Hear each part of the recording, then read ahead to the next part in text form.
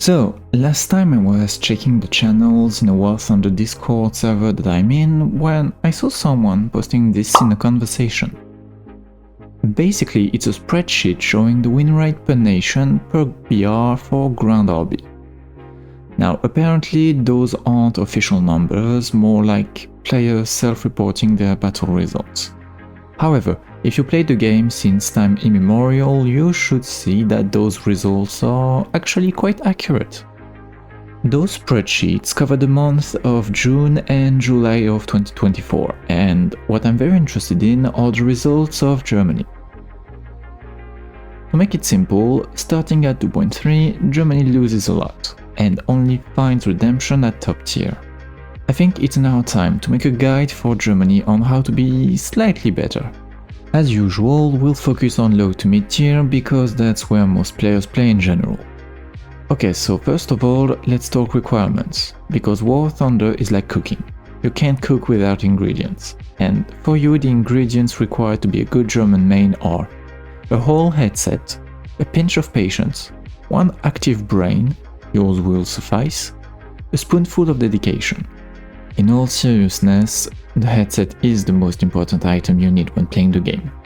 Reduce the engine sound you make in the settings and increase the one from the enemies and you'll already see a massive improvement. Now that you're equipped, let's talk about strengths and weaknesses. The German tech tree is very beginner friendly because most of its vehicles are incredibly easy to play. They mostly have good armor, good guns, are very survivable and have okay mobility. However, due to a lack of light vehicles in the tech tree, you should first know that playing the objective in a regular game is like a secondary priority for you. The enemy will always reach the capture points first. When looking at this tech tree, you should always keep a few things in mind. First, your armor is not impenetrable no matter the vehicle and no matter the BR. Second, you must have at least one SPAA in your lineup at all times. There's a reason why Germany loses constantly between 2.3 and 7.7, and CAS is the main reason. If you leave the planes alone, they will murder your entire team. In case you don't like the SPAA gameplay, put a fighter in your lineup instead.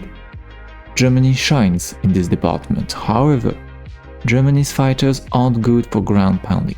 Only a few excel in that role. Of course, you can equip a 500 kg bomb on the Bf-109, but your priority before dropping the bomb should be to keep the skies clear. Third and finally, you'll notice that Germany has a lot of tank destroyers, especially compared to the other nations, so you might want to have a few of them as well ready to be deployed. Some are very underrated, while others are just very average. Let's wrap up the tech tree section with a few warnings, because some things in this tree are just atrocious. If I were you, I would avoid playing all versions of the Panzer 38, because of its mediocre firepower. Do not play the Panzer 3B, even though it's a reserve vehicle, the other variant, the E version, is much better. As the letter suggests, it was designed later and is an improved version. And while we're talking about folder vehicles, do not play the Panzer 4J. Even though the letter suggests that it was designed after the Edge version, which is actually true, this one is in fact a mishmash of several designs to make it cost efficient since Germany was losing the war. As a result, you end up with a worse version than the Panzer 4H, which stands at the same BR. And that also means that the premium Panzer 4J is terrible, like, don't buy it. If you need a good premium for Germany, I suggest you try the Panzer 470A. This thing unfortunately comes back only once or twice a year, but it's busted. You basically have a Panther gun at 4.3.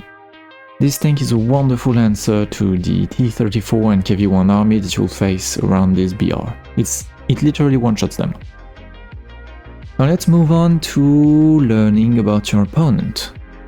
If you face countries like America, Italy or France, for instance, you should know that you will always have someone flanking you.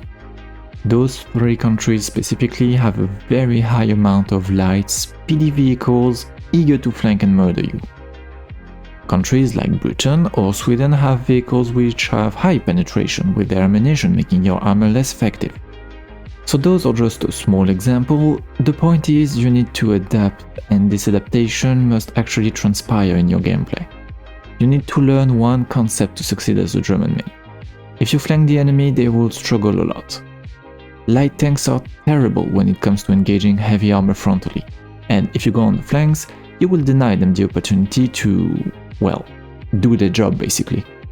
It only takes a few more seconds of driving, but trust me, once you are on the enemy's flank as a medium or as a heavy, they will struggle a lot to kill you. Plus, getting rid of light vehicles early in the game will reduce the amount of planes spawning during your match, making your life much more enjoyable.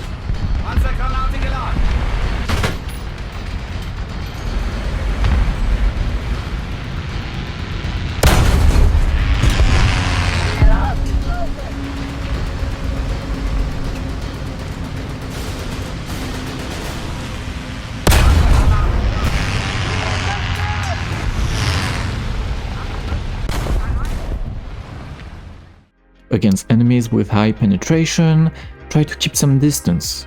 If you're very far from your enemy, your armor will increase in value and be more effective. The last thing you need to do is to learn the maps and learn where to go and also where not to go. Last time I was playing Sweden and got teamed up with Germany on the map Carpathians. Now, any veteran player will tell you that on this map, whoever controls the ruins controls the game. Unfortunately, most of my team decided to go to the most illogical spot in the whole map. A grass field with no cover, barely 500 meters from our spawn in the middle of the map. As you can expect, they got cross-fired to death, but surprisingly kept going in there.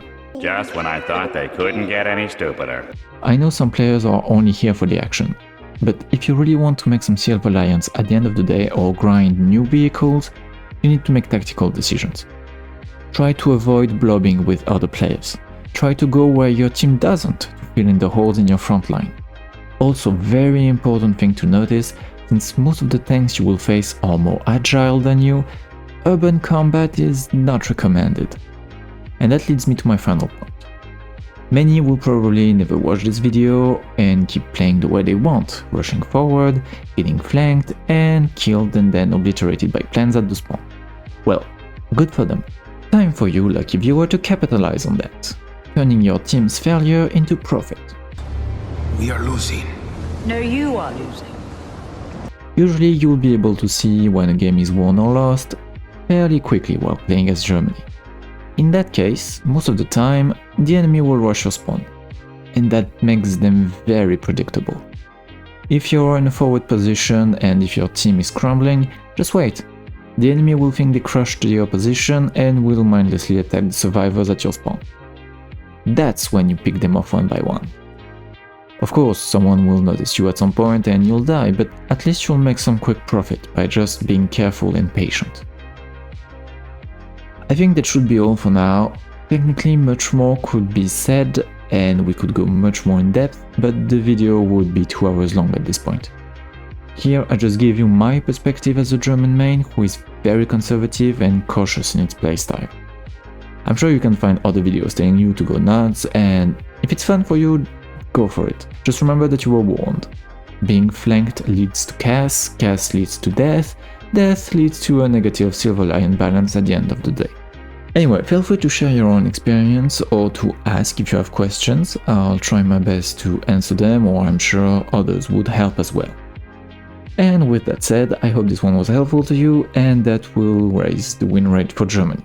Who knows? I must go. That's all I have to say to you.